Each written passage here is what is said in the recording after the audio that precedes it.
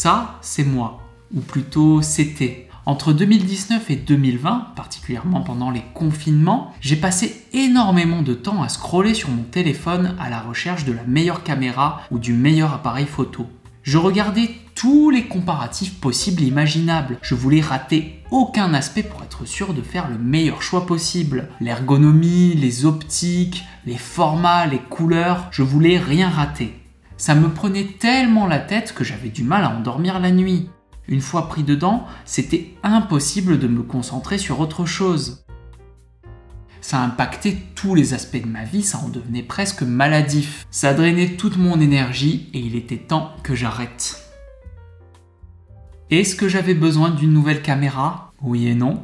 Est-ce que j'ai vraiment trouvé ce que je cherchais? Oui et non. En tout cas, maintenant, je suis hyper renseigné sur le sujet. Et au passage, j'ai compris pas mal de choses. Sur les caméras et les appareils photo, oui. Mais aussi sur notre tendance à vouloir des objets et à se convaincre qu'on en a besoin. Du coup, j'aimerais vous partager plusieurs réflexions qui, je pense, peuvent vous être utiles, surtout si vous planifiez d'acheter une caméra ou tout autre objet, en fait. Mais pour commencer, le mieux, c'est peut-être que je vous montre mes caméras. Parce que oui, j'en ai plusieurs. J'en profite pour dire que je vais beaucoup employer le terme caméra, mais dedans j'inclus aussi les appareils photo, parce que c'est communément admis maintenant qu'on peut filmer avec, parfois sur de grosses productions. Bon allez, c'est parti. Alors je filme maintenant avec mon téléphone, j'espère que vous me voyez bien en tout cas, mais ce que ça me permet de faire en fait, c'est de vous montrer mon matos, mes caméras. Alors pour commencer, j'ai un Canon 5D Mark II, un Sony A6300, donc là il me manque le capuchon, je me suis rendu compte juste avant le tournage que j'avais paumé 2 capuchons, va falloir faire avec et je les retrouverai après le tournage. Et puis la petite dernière, une Blackmagic Pocket Cinema 4K. Donc j'en ai 3, si on veut être parfaitement honnête, en fait j'en ai 4 puisque mon téléphone permet de filmer. Et si ça vous paraît déjà beaucoup, attendez de voir les objectifs. Alors j'ai un Canon 50 mm, un Canon 24-105, le plus petit un Sony 16-50, il est tout petit mais il est extrêmement pratique. Et puis les dernières acquisitions, un Sigma 18-35, le dernier, un Sigma 50-100 qui pèse son poids. Donc comment j'en suis arrivé là? Est-ce que j'avais vraiment besoin de tout ça? Est-ce que je suis pété de thunes? Et surtout, est-ce que la caméra parfaite existe? Pour répondre à toutes ces questions, je vous propose de faire une rapide rétrospective.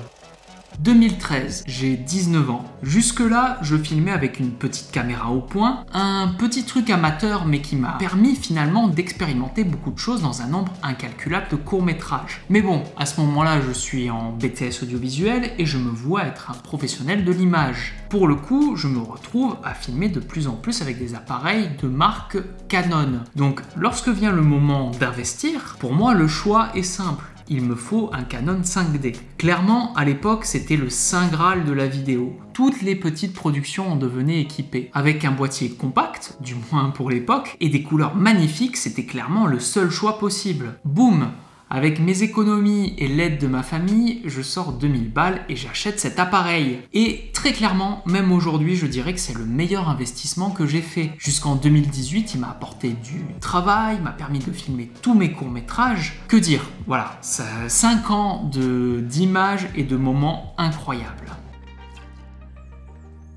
C'est à partir de là que les choses se compliquent. Avec l'arrivée de tout un tas de marques qui proposent du 4K et aussi du ralenti à des prix très convenables, eh bien mon 5D devient obsolète. Et à ce moment-là, je serais bien resté chez Canon, mais leurs nouveaux appareils n'étaient tout simplement pas au niveau. Et puis j'avais un budget plus réduit qu'à l'achat de mon 5D, j'avais un budget de 800 € grand maximum. Alors ce que j'ai fait, c'est que je me suis posé une question simple. De quoi j'ai besoin?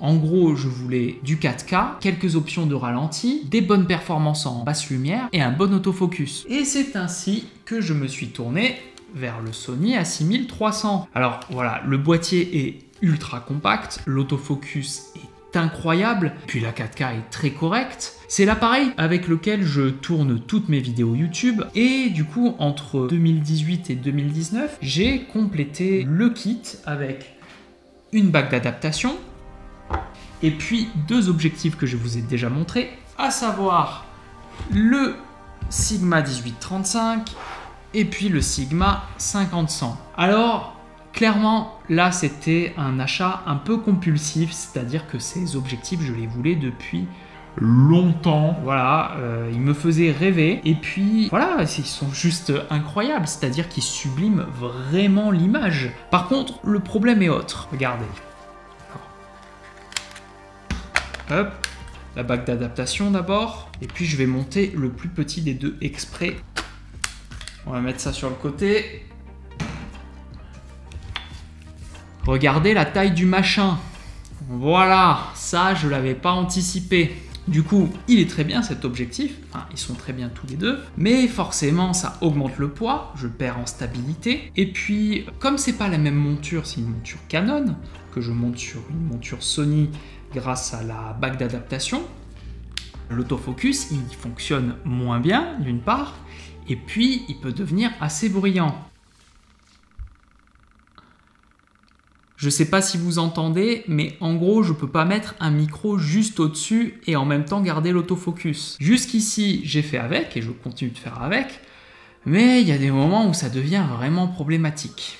Et là, vous vous demandez peut-être comment j'en suis venu à acheter une 3e caméra. En 2019, je tourne mon court-métrage Nocturnum.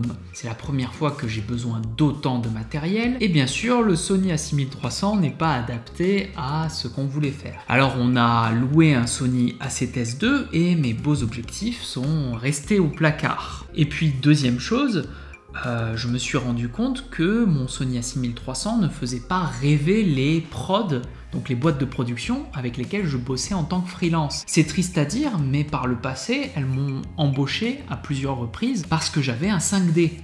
Pour la marque, hein, pas pour mon talent. Et bon, c'est un autre sujet, mais je pense que ça, c'est un vrai problème dans cette industrie, le fait d'embaucher les gens en fonction de leur matériel et pas en fonction de leur talent. Mais bref, en gros, il y avait une double frustration qui faisait que je sentais que mon Sony A6300, c'était pas assez.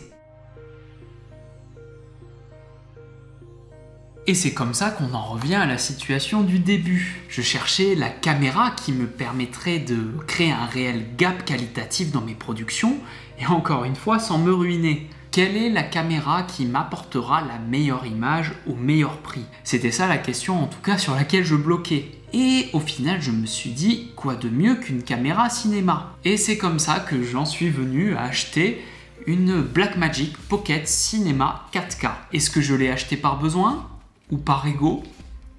Sûrement un peu des deux.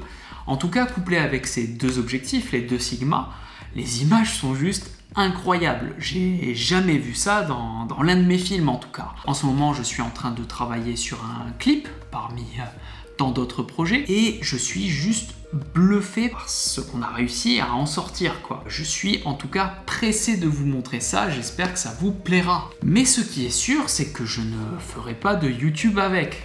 Ou le peu que j'en ai fait, c'était pour me filmer aujourd'hui, pendant que j'avais mon Sony A6300. Je ne l'utiliserai pas pour YouTube, tout simplement parce qu'il n'y a pas d'autofocus, que les fichiers sont énormes, et que la caméra est assez lourde à mettre en place, on dirait pas comme ça. Et au début de ma recherche de la caméra parfaite, je cherchais absolument l'appareil qui me permettrait de tout faire. C'est-à-dire que moi j'ai un côté très touche à tout, je fais du court-métrage, du YouTube, du freelance, de la photo, et clairement si j'avais cherché une seule caméra pour faire tout ça, j'aurais été obligé de faire des concessions quelque part. Allez, bon, retour au setup de base avec le Sony A6300.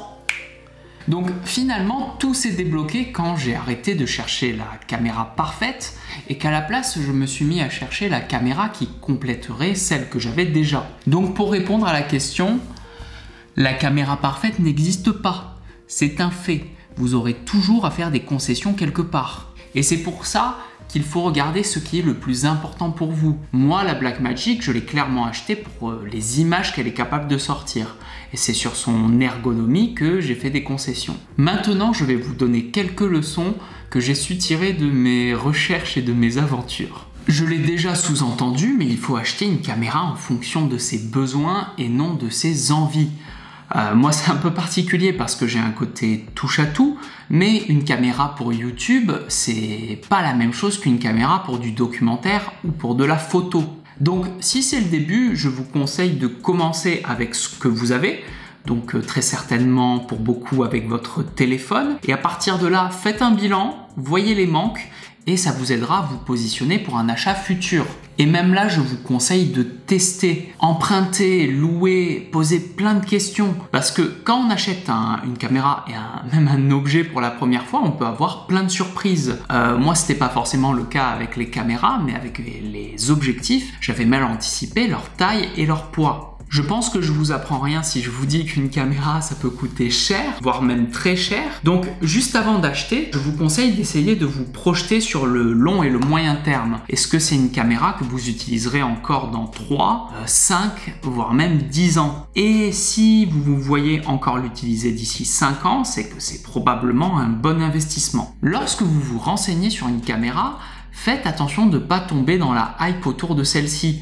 Sur YouTube et Instagram, il y a beaucoup d'influenceurs qui font leur business sur le fait de tester des caméras et justement de chercher la caméra parfaite. Alors parfois, ils surfent seulement sur la hype, mais d'autres fois, ils sont en partenariat avec une marque pour vanter leurs produits. Donc il faut faire attention à ça. Les prix d'une caméra, ça peut avoisiner les prix d'une voiture.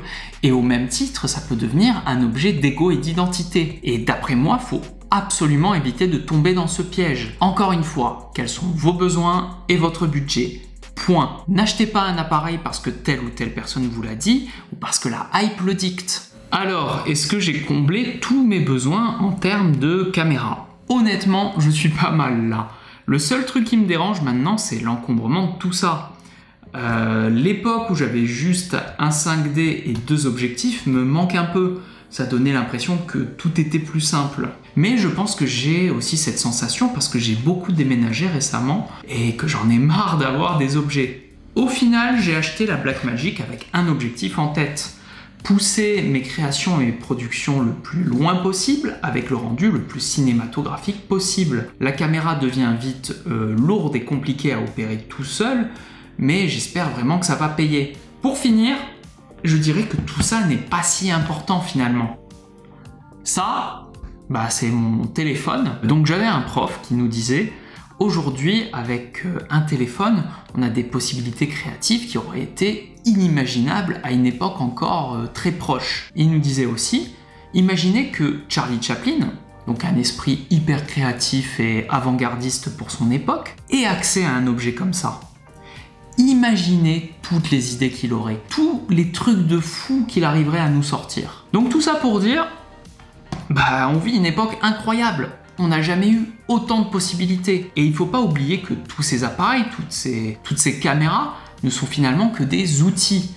La créativité, elle est là-dedans. Et c'est avec ça qu'on fera la différence. Merci d'avoir regardé cette vidéo. Donc, j'aurais mis beaucoup de temps à la tourner celle-là parce que je sais pas si ça se voit, mais changer de caméra sans arrêt, la petite intro, tout ça, c'était assez long à faire. En tout cas, j'espère que ça vous a plu. Restez dans le coin. Moi, bientôt, je vais sortir un petit guide d'achat de caméra pour les débutants. Je pense que ça complétera bien cette vidéo. Laissez un like, abonnez-vous, tout ça, comme d'habitude. Et puis, à bientôt. Je vais faire plein de vidéos. Ciao!